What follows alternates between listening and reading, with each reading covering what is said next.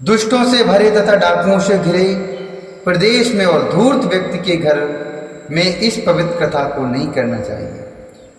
मध्याह्न काल में 2 घड़ी तक तथा मध्याह्न काल में 2 घड़ी तक कथा बंद रखनी चाहिए, जिससे कथा कीर्तन अवकाश पाकर लोग शौच आदि से निवृत्त हो सके। जिससे कथा कीर्तन से अवकाश पाकर लोग शौच आदि से निवृत्त हो सके। कथा प्रारंभ के दिन से 1 दिन पहले व्रत ग्रहण करके कथा प्रारंभ के दिन से 1 दिन पहले व्रत ग्रहण करने के लिए वक्ता को छोड़ करा लेना चाहिए। जिन दिनों कथा हो रही हो उन दिनों प्रयत्न पूर्वक प्रातः काल का सारा नित्य कर्म संक्षेप से ही कर लेना चाहिए। वक्ता के पास उसकी सहायता के लिए एक दूसरा वैसा ही विद्वान स्थापित करना चाहिए जो सब प्रकार के संशयों को निवृत्ति करने में समर्थ और लोगों को समझाने में कुशल हो। कथा में आने वाले विघ्नों की निवृत्ति के लिए गणेश जी का पूजन करें। कथा के स्वामी भगवान शिव की तथा विशेषतः शिव पुराण ग्रंथ की भक्ति भाव से पूजा करें। तत्पश्चात उत्तम बुद्धि वाला श्रोता विधि पूर्वक तन मन से शुद्ध एवं प्रसन्न चित्त हो आदर पूर्वक शिव पुराण की कथा सुने।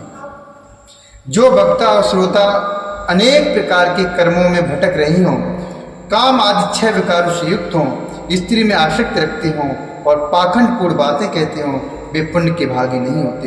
जो लौकिक चिंता तथा धन ग्रह एवं पुत्र आदि की चिंता को छोड़कर कथा में मन लगाए रहता है, उस शुद्ध बुद्धि पुरुष को उत्तम फल की प्राप्ति होती है।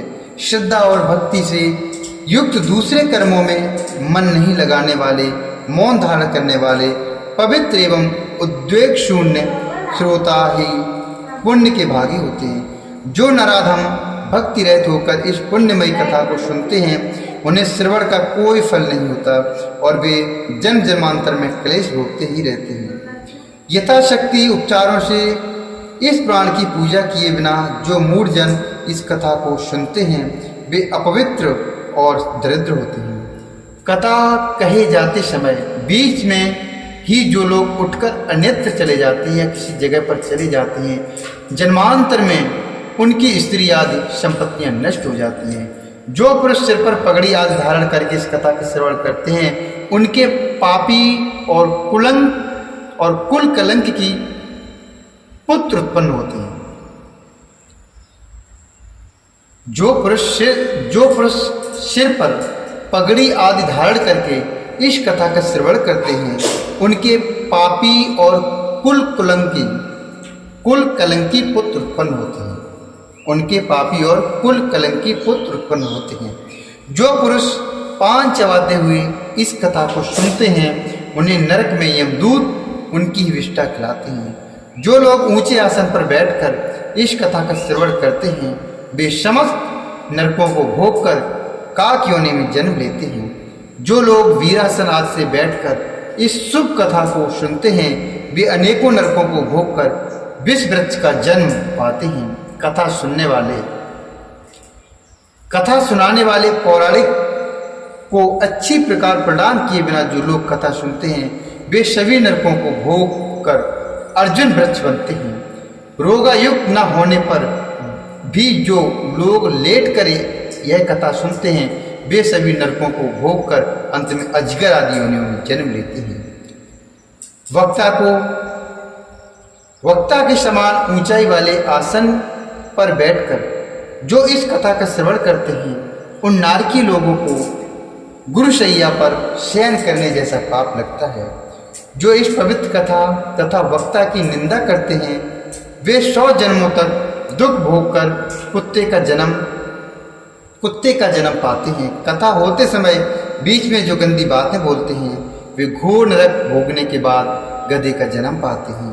जो कभी भी इस परम पवित्र कथा का श्रवण नहीं करते हैं, वे घोर नरक भोगने के पश्चात जंगली शुअर का जन्म लेते हैं। जो दुष्ट कथा के बीच में विघ्न डालते हैं, वे करोड़ों वर्षों तक नरक यातनाओं को भोग कर गांव के शुअर का जन्म पाते हैं। इसका विचार करके शुद्ध और प्रेम पूर्ण चित्त से बुद्धिमान श्रोता को वक्ता के प्रति भक्ति भाव रखकर कथा श्रवण का प्रयत्न करना चाहिए।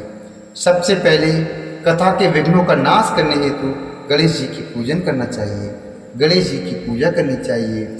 अपने नित्य कर्म को संक्षेप में संपन्न करके प्रायश्चित करना चाहिए। नवग्रह और सर्वतोभद्र नवग्रह और सर्वतोभद्र देवताओं का पूजन करके शिव की पूजा बताई गई है। नवग्रह और सर्वतोभद्र देवताओं का पूजन करके शिव पूजा की बताई गई विधि से शिव पुराण की पुस्तक का अर्चन करना चाहिए। पूजन के अंत में विनम्र होकर बड़ी भक्ति के साथ दोनों हाथ जोड़कर साक्षात शिव स्वरूपणी पुस्तक की इस प्रकार स्तुति करनी चाहिए। श्री शिव पुराण के रूप में आप प्रत्यक्ष सदाशिव हैं।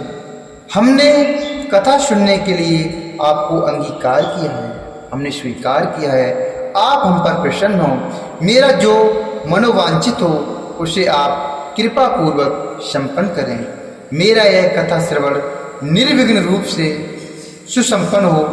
कर्म रूपी ग्रह से ग्रस्त शरीर वाले मुझ दीन का आप संसार सागर से उद्धार कीजिए। हे शंकर, मैं आपका दास हूँ। इस प्रकार साक्षात शिव स्वरूप इस शिव प्राण की दीनता पूर्वक स्तुति करके वक्ता की पूजा आरंभ करनी चाहिए। शिव पूजा की बताई गई विधि से पुष्प वस्त्र अलंकार धूप दीप आदि से वक्ता की पूजा करे। तदंतर शुद्ध चित्त से उनके सामने नियम ग्रहण करे और कथा समाप्ति पर्यंत यथाशक्ति उसका प्रयत्न पूर्वक पालन करे। तत्पश्चात कथावाचक व्यास की प्रार्थना करे। हे व्यास जी के समान ज्ञानी श्रेष्ठ शिव शास्त्र के मर्मज्ञ ब्राह्मण देवता, आप इस कथा के प्रकाश से मेरे अज्ञान अंधकार को दूर करें। भक्ति पूर्वक 5 अथवा 1 ब्राह्मण का वरण करें और उनके द्वारा शिव पंचाक्षर मंत्र नमः शिवाय का जप कराएं। हे मुनि, इस प्रकार मैंने भक्त श्रोताओं द्वारा भक्ति पूर्वक कथा श्रवण की उत्तम विधि आपको बता दी। अब आप और क्या सुनना चाहते हैं? इति श्री स्कांदे महापुराणे शिव पुराण महात्म्ये श्रवण विधि वर्णनम नाम षष्ठोऽध्याय। इस प्रकार श्री स्कंद महापुराण के अंतर्गत शिव पुराण महात्म्य में श्रवण विधि वर्णन नामक 6 अध्याय पूर्ण हुआ। बोली शंकर भगवान की जय, बोलिए गणेश भगवान की जय, बोलिए कार्तिकेय भगवान की जय, माता पार्वती की जय, नंदीश्वर महाराज की जय, श्री रामचंद्र भगवान की जय, श्री हरिनारायण भगवान की जय।